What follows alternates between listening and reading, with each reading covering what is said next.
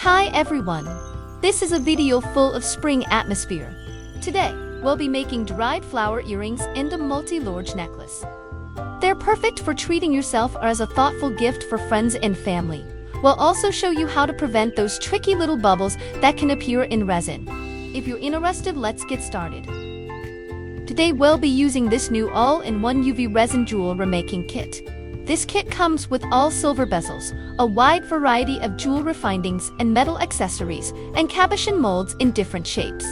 It also includes dried flowers, glitters, tweezers, clear UV resin, black and white UV resin, resin tape, and even a small drill.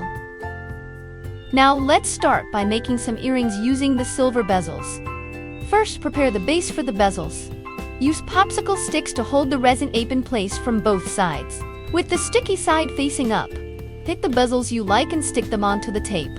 Be sure to press firmly around the edges to make sure they're securely attached.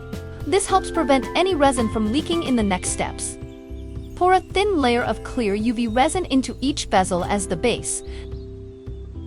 Next, add the dried flowers.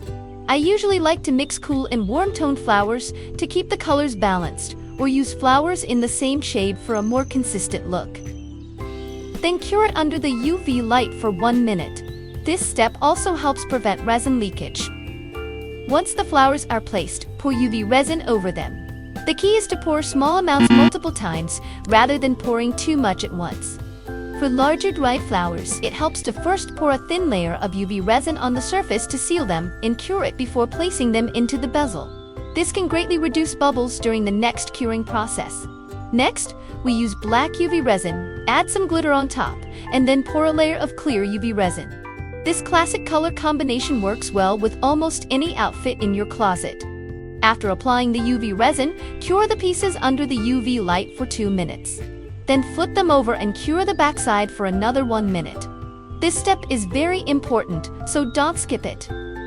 Now let's make some cabochons using the silicone mold.